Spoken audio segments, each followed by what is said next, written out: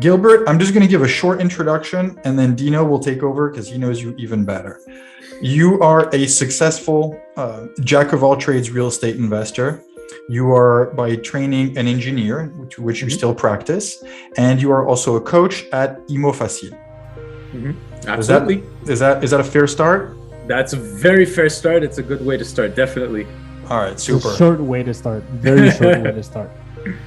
My man G, I've known this guy for quite some time now, and before we actually had the chance to chat, I was following him on social media. And like Axel said, this guy is a full-time engineer.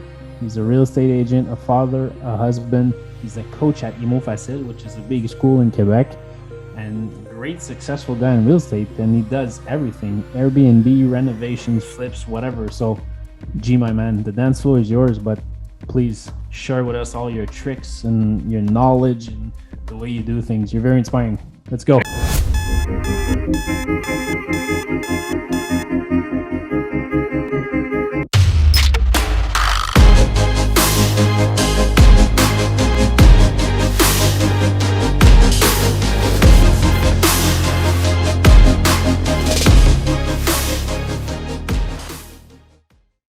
Hello, and welcome back to the Very Real Estate Effect podcast, a show dedicated to real estate investing right here in Quebec. So it's an honor again to be with my wonderful co-host Dino. How's it going, man? What's up, guys? Fantastic. How about you? I'm doing good. It's been a busy week, which is a good sign. And so today we have the pleasure of having Gilbert. And Gilbert, I'm not going to pronounce your last name because I can't, and I don't want to insult you. I'm really happy that you're here today because since we've met, I've actually learned quite a few things from you, and you are a little bit of a jack of all trades. And I'm gonna, briefly introduce you, and then we can go and peel the onion because you have so much to share. So before we get into this, I just want to remind everyone, Dino and I, we put a lot of work into the podcast, and it really helps if you share it with a friend, if you leave us a comment, leave a rating, do something, share it with a friend who you think can benefit from it, because it'll grow the circle. So there we go. Take 2 seconds to do it. It's really appreciated. Now, going back to Gilbert. Gilbert, I'm just going to give a short introduction and then Dino will take over because he knows you even better. You are a successful jack of all trades real estate investor. You are by training an engineer, which you still practice, and you are also a coach at Imo Facile. Absolutely. Is that a fair start? That's a very fair start. It's a good way to start, definitely. All right, super. A short way to start. Very short way to start. My man G, I've known this guy for quite some time now, and before we actually had the chance to chat, I was following him on social media. And like Axel said, this guy is a full-time engineer. He's a real estate agent, a father, a husband. He's a coach at Imo Facile, which is a big school in Quebec, and great successful guy in real estate. And he does everything: Airbnb, renovations, flips, whatever. So G, my man, the dance floor is yours, but please share with us all your tricks and your knowledge and the way you do things. You're very inspiring. Let's go. Thanks, guys. That really humbles me. I'm not used to talking about myself. I could chat about real estate for hours and hours and hours and hours. But when it comes to myself, I'm a little more reserved. It's the only reserved part of me. Well, I don't know, guys, maybe to start where I actually started and how I got into real estate. It's funny to say, I kind of got into real estate by accident. It was at a point in my life where I thought what I wanted was to climb the corporate ladder. And I had actually done a pretty good job of it. And by a young age, I had 120 people working for me. I had the managers, engineers, technicians. I was basically in charge of the engineering group for a large company in Quebec.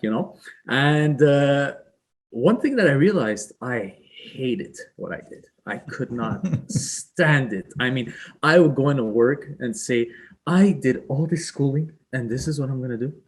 I couldn't take it anymore. So had different options. One of them being to quit. The other one being to say, I'm going to get canned because I really don't like what I do. The other one was to burn out. Like when you don't like what you do, it has a real profound effect on you. luckily, I had a fourth choice, which was I realized I really, really liked being an engineer.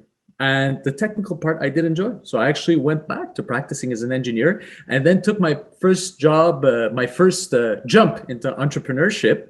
I started my own home inspection company. I did that for many years. Had a lot of clients who were actually investors because they were looking for an engineer to do their transactions because that credibility helped.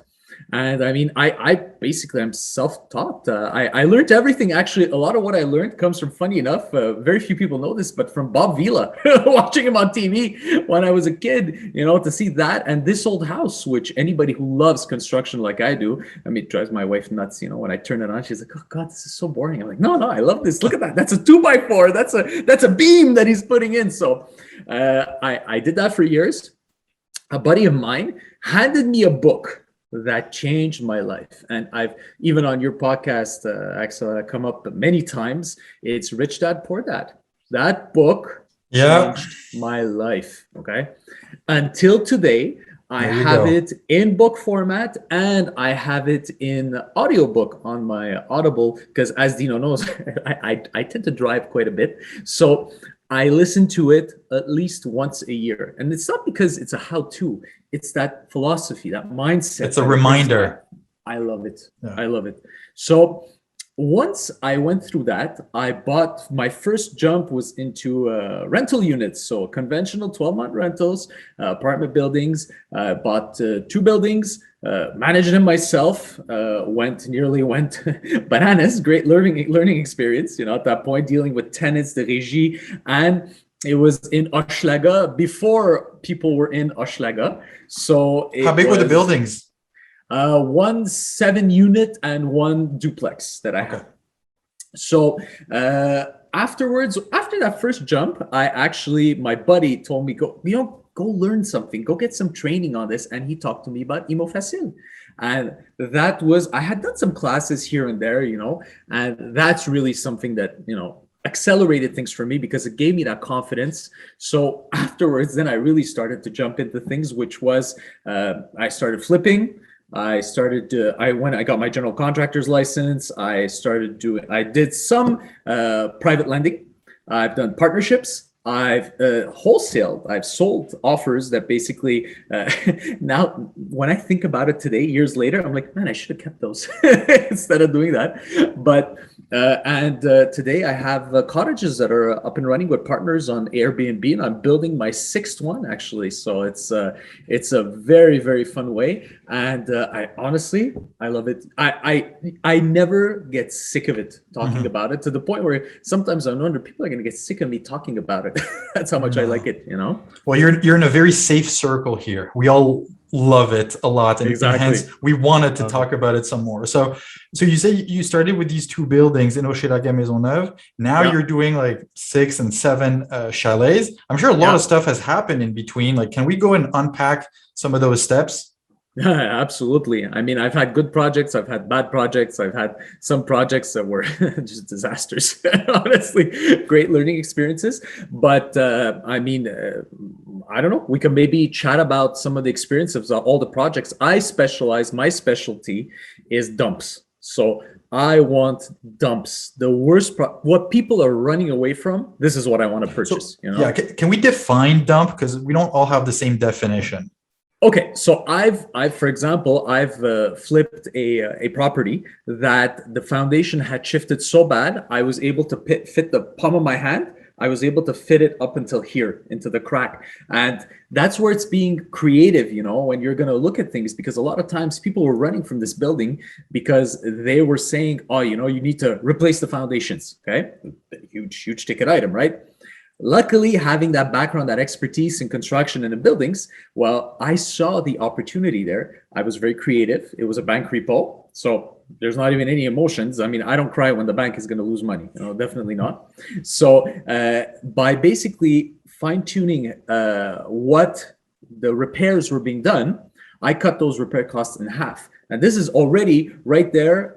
Without even doing any work, I created instantly like 25,000 in profit. This is the mindset that basically comes in to say, what can I do to maximize value, in these properties? And at the same time, I enjoy them because I really, really like when there's a lot of work, it's fun, like it's a pleasure for me. A lot of times I'll go check progress, on a project. That smell of sawdust, I love it. I love it. Just to come back to this transaction you said with the foundation that you could put your hand in. Yeah. So basically you bought that property Yes. and did you fix the foundation? Absolutely. So what I had to do is I had to stabilize the foundation on the building. But if I had listened basically to everybody who was giving me a quote, it was a $50,000 job. But in reality, when I actually challenged everybody and make sure, because you don't have to take everything at face value, it's to challenge it. There is a plan B, a plan C, and the way the work was done, the stabilization was done on that property, I cut the bill in half, and basically limited the scope. What's your breaking point when you do not a transaction or a flip like that you're going to say, okay, it's not worth it, we're going to tear it apart and we'll rebuild brand new? Because when the foundation is cracked, I mean, that's major, and it's a dump, especially. Not the crack. If I had been able to basically push my hand through the foundation, so let's say it's so much water damage, or for example, it's the bloc de béton. Even for me, it's a lot of the time the French terms are going to come out. So cinder blocks. When it's a cinder block foundation that's so deteriorated that you cannot straighten it, you cannot fix it, you cannot stabilize it. At that point, you're starting to hit major issues. A lot of times it's going to be a fire, a flood, something very, very major. Those are things where you're going to start contemplating. But I find people are very quick to say, I'm going to knock it down. You don't always need to knock it down, right away. That's the easy answer. Let me knock it down. Yeah, exactly. Easy way out. Yeah. Obviously, sometimes it's more cost effective just to knock it down too, right? I mean, actually, where I'm doing my latest construction project, the cottage, that one had a garage with a unit on top of it. Now, our initial plan was to basically operate that small unit as like a mini Airbnb, that was there, or like an extra room and annex to our main building, to do it. That thing was in bad shape. Now that if you'd sneezed too hard in it, it would have fallen on you. That's how bad it was. Really bad. So you did a full rebuild? We tore it down. That's exactly where we're building, and that's actually the picture that you see on my Facebook today, because I went to check progress on the job site. That's exact in that spot. That's where the garage was, and we're building brand new there. Mm-hmm. Okay, so you've specialized in dumps, and I kind of like that strategy because in some ways, well, me too, and just in the sense of like that's how you create a lot of value quickly is by fixing other people's problems, basically, that no one else wants to handle, and you just take it over and you put a couple of months of work and you get it done. Now, do you still do that now? And because you said that now you also do some short-term rental, so I imagine that you're also addicted to big cash flow. Yeah, absolutely. Cash is king. That's one of my favorite expressions, because a lot of times people will do projects only based on capital appreciation. So they're going to say, yes, exactly. See, this is why Dino and I get along so well. I mean, that's the t-shirt that he's wearing for everyone who can't see because you're listening to the podcast. Exactly. Dino is wearing a t-shirt saying cash flow is king. That's why he's so happy. There you go. And that's exactly it, because a lot of times people are going to do projects only based on capital appreciation. Now, not that there's anything wrong with doing that, but if you want to live off of something quickly and it doesn't generate cash flow, well, it's very, very difficult if you don't have any cash flow. So you gotta figure out a way how this thing is going to pay you. Basically, every single month it's going to be paying you. So that's key. That's key for me, and that's why cottages are fantastic, because bought at the right price and run correctly, there's a lot of know-how behind them, which is why I have partners. So run correctly, they're profitable. They're very, very, very profitable. Mm-hmm. And actually, just as a follow-up question, and then I'll let you take it. Is just on the for the short-term rental, it can be very profitable, and as you alluded, especially if it's well organized and highly systematized. Right. And so can you kind of like run us through like, how do you do it so you're not the one who changes the sheets and then answers the phone? Absolutely. And we were having a talk about this actually yesterday, Dino and I, because there's a completely wrong way. I think Dino and I are going to agree on this immediately. The wrong way is when you see the owners running around like a nut job, going to say, oh my God, I got to clean the toilet. Oh my God, I got to wash the sheets. Oh, I'm missing sheets now. I got to take stains out. I got to put it in. I got to iron things. I got to do this. That doesn't work. Okay. You can have an organizational chart where your name is everywhere. Okay. Now, we all have this pattern where we do tend to shove our name a little bit too many places. I still have that problem in a lot of spaces, but not, I'm way better than what I used to be.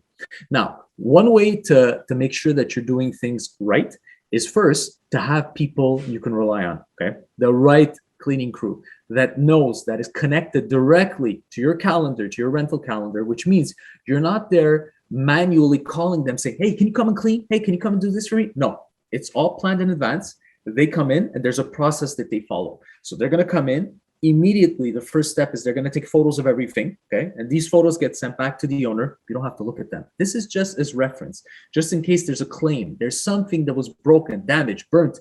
We had one party that slipped through the cracks. The photos were disgusting. Okay. It was a cleaning issue.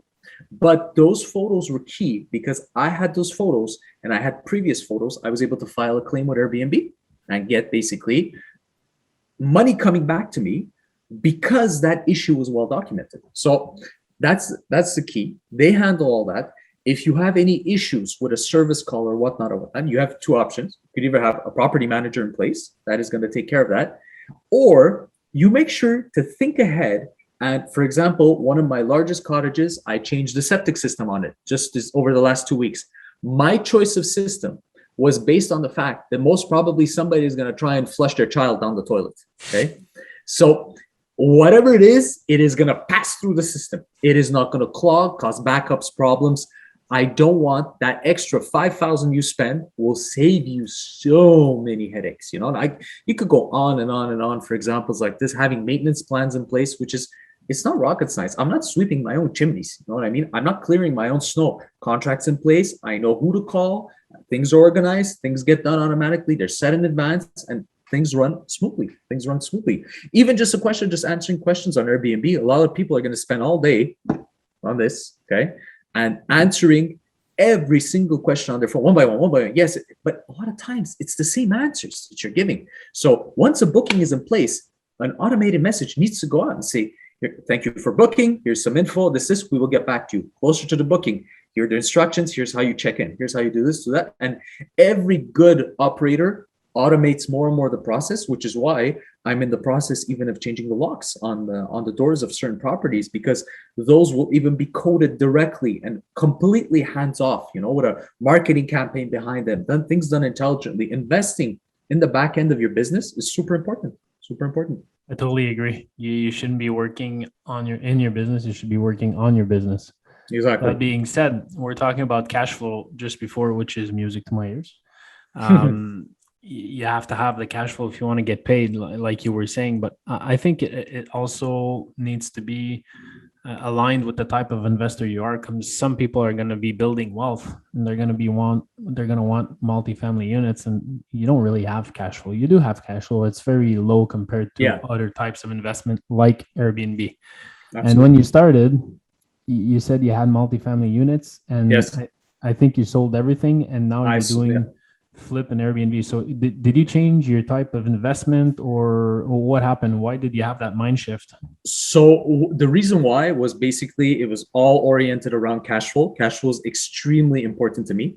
Now, essentially, those properties that I sold ended up becoming flips because they had major problems, which were all corrected. So they did end up turning into flips. So they did generate a very nice revenue once they were sold. That was immediately reinvested in more profitable projects, which are the cottages. It's not that I will not re-enter that market, okay? Because I like touching different forms of investment. However, at the point where I sold them, the timing was perfect. Also, mistakes of the past. They were purchased under my own name. So timing wise, it was perfect too. It was a good time to sell them, which is why those were sold. I could have rolled them over too, but I got a good price. I got bang for buck on those. Was fantastic on those properties. And so now, in terms of what is it that you're looking for in terms of deals? So obviously, you're growing the short-term rental portfolio. If I could wish you a perfect deal tomorrow, what would it look like? Perfect deal for me tomorrow would be to around a lake, most probably in a lake around the Laurentians, to have 15 to 20 cottages that I could buy all in one shot immediately tomorrow. And right away, and ideally 20 cottages in bad shape, finance it with a private lender because they're in such lousy shape, have an army of people working in them, have everything turned around, have investors putting in their capital into doing that project, refinance everything, all the investors are happy, and then put them into operation and jackpot. We're good to go. And have it all ready for next July. Yes. So my question for you, Aji, is what's stopping you? Nothing. We're actually looking because the zoning is getting more and more restrictive. That's exactly what we're looking for. Nothing is stopping me. Absolutely nothing is stopping me. Straight, fast answer. Nothing. Yeah.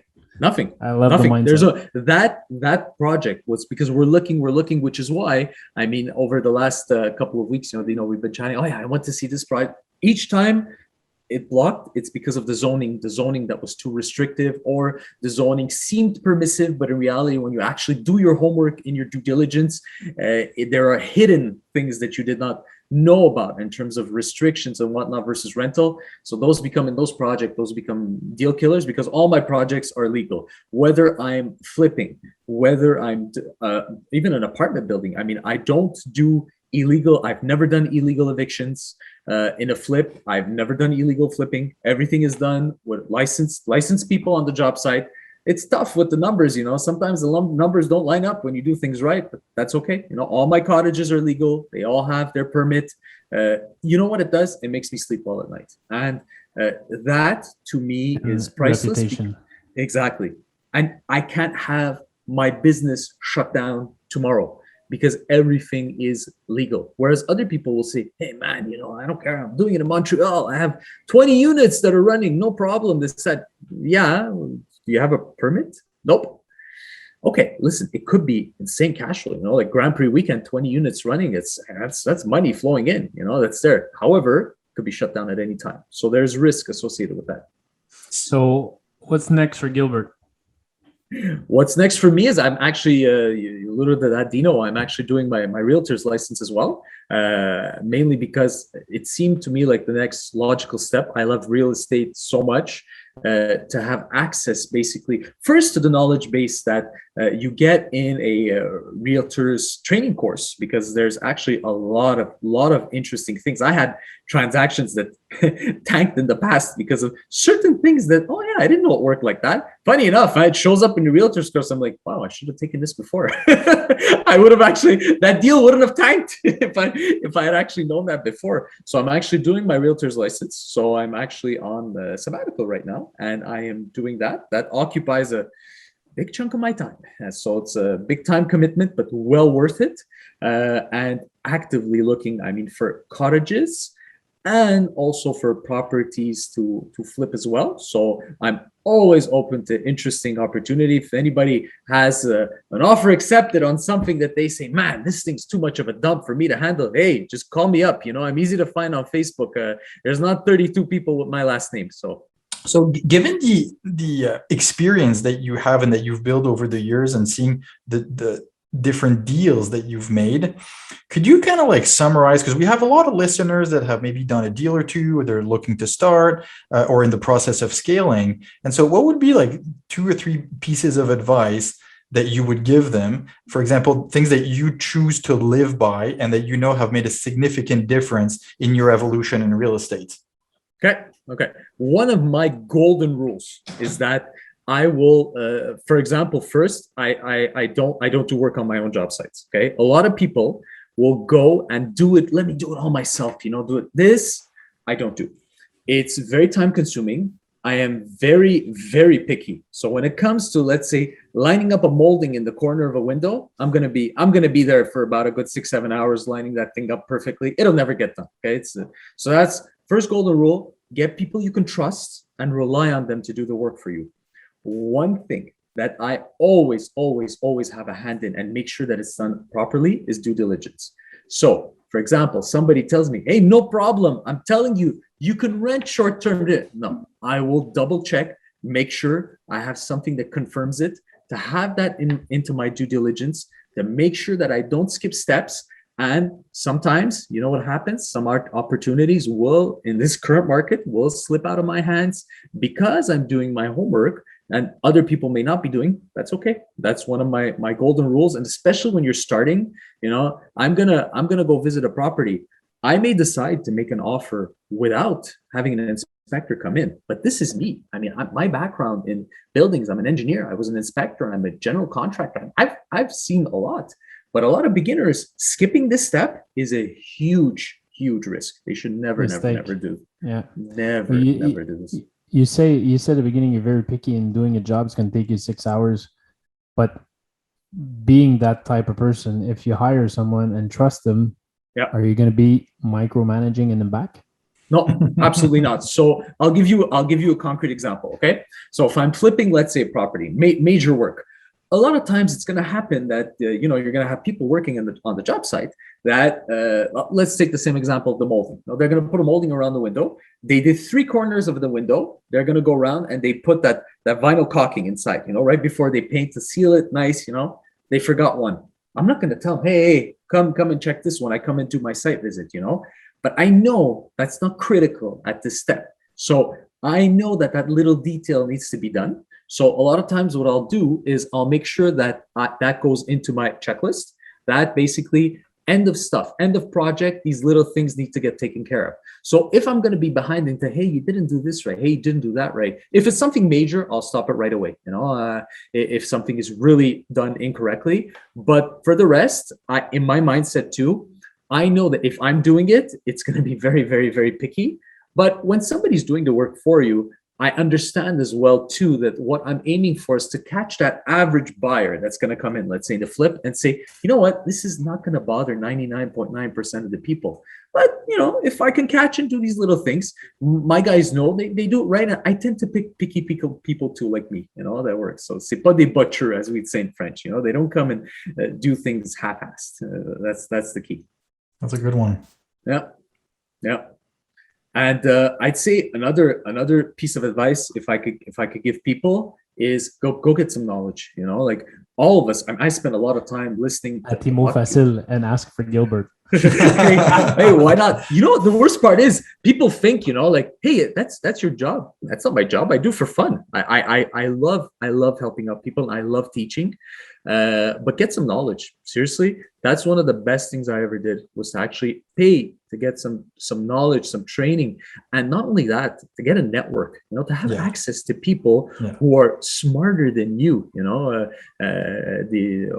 What was it? Was it last week we had supper together? I was like, man, how cool is it to be sitting in a room where you're thinking I'm one of the dumbest guys in the room? This is amazing. This is great. And the best feeling in the world. It's priceless. It's priceless. And a lot of people underestimate how powerful that can actually be. The network, the people and how you can help out one another. You never know. A lot of people, some people have that pattern. They're going to come and they'll help you out, but they're expecting something in return. You know what I mean? You got people like that. I've never been like that, and nor will I ever be like that. I will help as much as I can. The way life works, at some point in life, it's going to come back to you. Good karma, there's no price for that, Absolutely. You're absolutely right. And going back to the education piece, I mean, I couldn't agree more. And I did a whole episode just about education and like how important it is to invest in yourself. And you want to go make a $500,000 purchase and you're not going to spend 5 or 10K for you to learn what the hell you're supposed to do. It's completely incoherent. And Absolutely. And just that 5K might save you like 50,000 3 months from now on your first deal. So like people who argue with this just makes no sense. Exactly. The key is you get value out of it. If you're going and sitting in a class, or you're sitting on Zoom or whatever, and you're sleeping, you're not getting value out of that. At that point, it was a waste of money. When you're active, you're talking to people, you're shaking hands, hey man, nice to meet you, hey, we should go grab a coffee and get that momentum going. It's so powerful, it's unbelievable. You're gonna do that. And last word of advice I'd give people is a lot of people ask me, and a lot of entrepreneurs have this problem prioritizing. So my number one priority is not real estate. My number one priority is family. And I know I'm talking to 2 guys that it's exactly the same.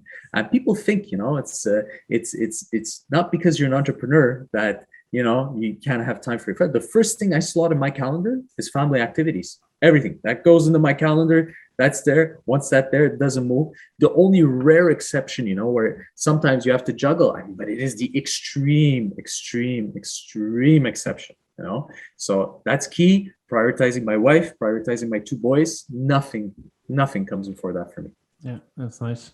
To be a mix of professional, family, équilibre, you know. Exactly. So that's what we need, and that's why I decided to go in my own business too, is to spend more time with my wife and kids and to be free of my time. So I totally get it. Absolutely.